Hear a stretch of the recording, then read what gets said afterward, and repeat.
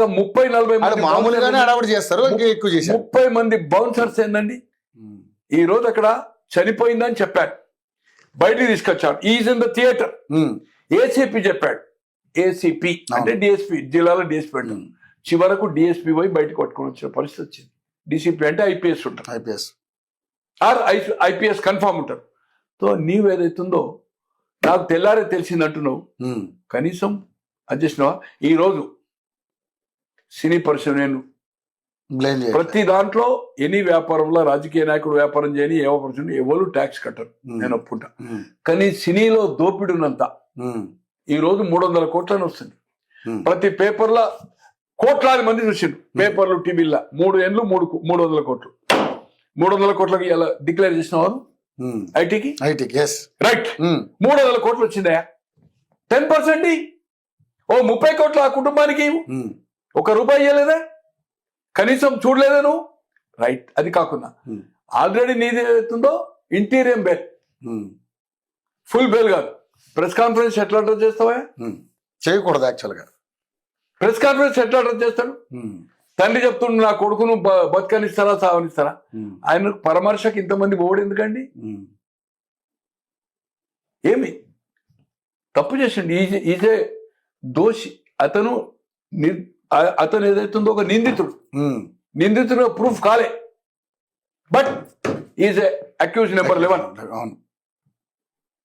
దానికి కారకుడు అక్కడ జరిగిన ఒత్తిడికి జరిగిందా ఆయన టాప్ చేసిండు. చూడడానికి ఒత్తిడి జరిగింది, మెయిన్ బౌన్సర్స్. అయినా పోలీసు పర్మిషన్ లేకున్నా, ఎక్కడైతే పోలీస్ డ్యూటీ ఎట్లుంటుందంటే పర్మిషన్ అడిగినా అడగకున్నా, ఎక్కడైతే క్రౌడ్ ఉంటుందో, ఎక్కడైతే ప్రజలకు ఇబ్బంది, ఆటోమేటిక్ గా పోలీస్ రిక్వెస్ట్ పెట్టకున్నా కూడా థియేటర్ కాదు ఎక్కడైనా వాళ్ళు పోవాల్సిందే, బందోబస్తుకు పోవాల్సిందే. బట్ వాళ్ళు ఆబ్జెక్షన్ చేసిండు, థియేటర్కు పోయిండు. థియేటర్లో ఎంత హంగామా చేసిండు. నేను సినిమా అయిన తర్వాతనే బయటకు పోతా అంటాడు. ఏమన్నా మానవత్వం ఉందండి? మానవత్వం ఉందండి? రైట్ అనుకోకుండా ఇక్కడ మూవ్ అయింది. ఈ రోజు నేను హైకోర్టు తప్పు పట్టడం లేదు. ఈ రోజు జ్యుడిషియల్ ఏం జరుగుతుందో సిట్టింగ్ జడ్జిలు చెప్తున్నారు. సబ్ జ్యుడిషియరీ కావచ్చు, నన్ను జైలు వేస్తారు కావచ్చు. ఈ రోజు ఏదైతుందో ఆ జడ్జి రీసెంట్లీ జడ్జి అయ్యారు. వాళ్ళ తండ్రి నాకు మిత్రుడు, దూర బంధువు, రత్నాకరరావు గారు అని ఎక్స్ మినిస్టర్ తమ్ముని డాటర్ శ్రీదేవి, తిమ్మాపూర్ ఆఫ్ రాయపట్నం దగ్గర ఉంటుంది. జి నారాయణరావు గారికి బంధువులు, ఎక్స్ స్పీకర్. రత్నాకరరావు గారు సొంత తమ్ముని, ఎక్స్ మినిస్టర్ ఉంది కదా, సొంత తమ్ముని కూతురు. సార్ జ్యుడిషియరీ కామెంట్ చేస్తుంది సార్, హౌ ఇట్ ఈస్. ఒక కోర్టులో అదైతుంటేది. ఇంకోటి కోర్టు ఏమంటున్నారు, పోలీసు వాళ్ళు తీసుకోపోకుండా అది తీర్పు వచ్చేదానికి ఆగమంటున్నారు. How it is.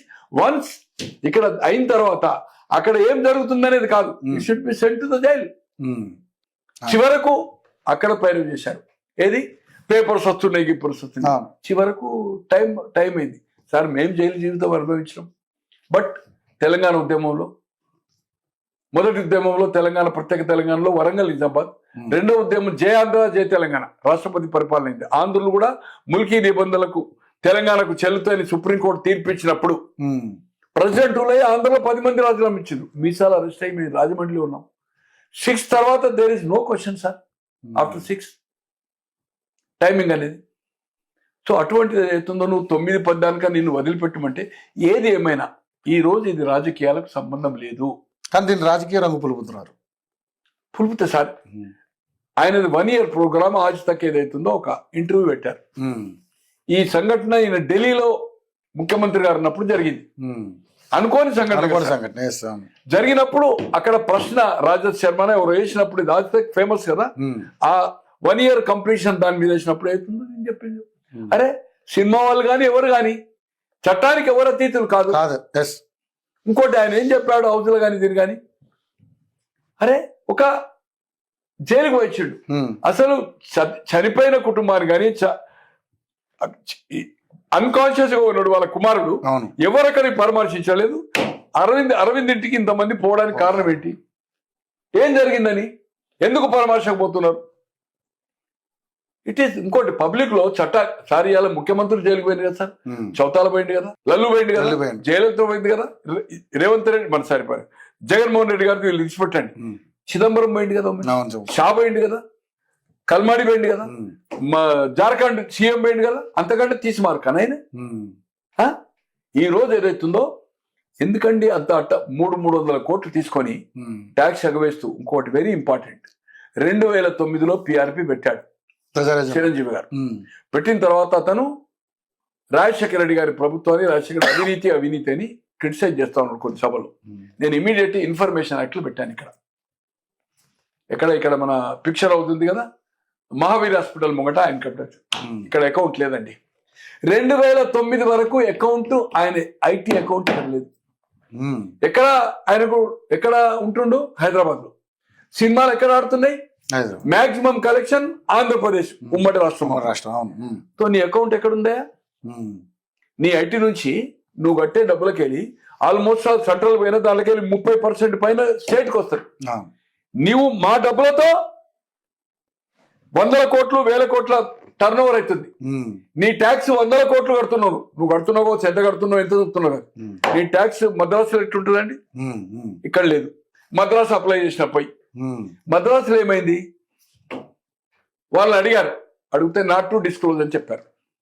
అయితే ఎందుకు డిస్క్లోజ్ అండి? ఒక ఉద్యోగస్తుడు 33% ఓపెన్ గా ఎవ్రీ మంత్ కట్ అవుతుంది.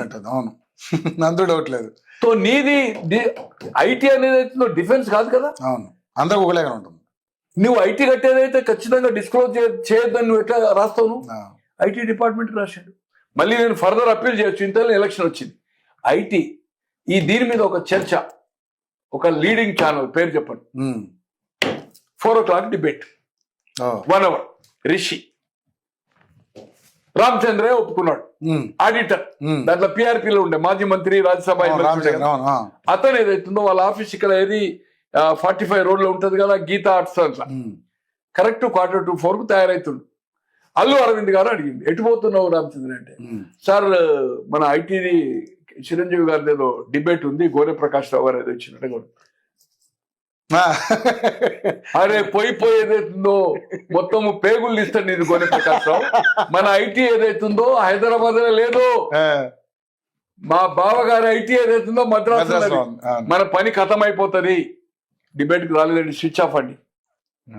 డిబేట్ రాలే. నేనున్న ఏకపక్షంగా తీసుకోమన్నా, బాగుండదు సార్ అన్నారు. నీ స్టూడియోకి ఇంకోసారి రానని చెప్పిన. అంటే రిక్వెస్ట్ చేసి ఈ డిబేట్ ఇంకెవరైనా కూర్చుండబెట్టి మీతో చెప్పిస్తామని చెప్పలేదు అనుకోండి.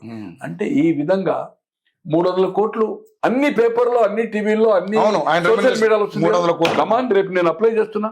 I'm applying of Allu Aravind, Allu Arjun Pushpa 2కి ఎంత తీసుకున్నాడు.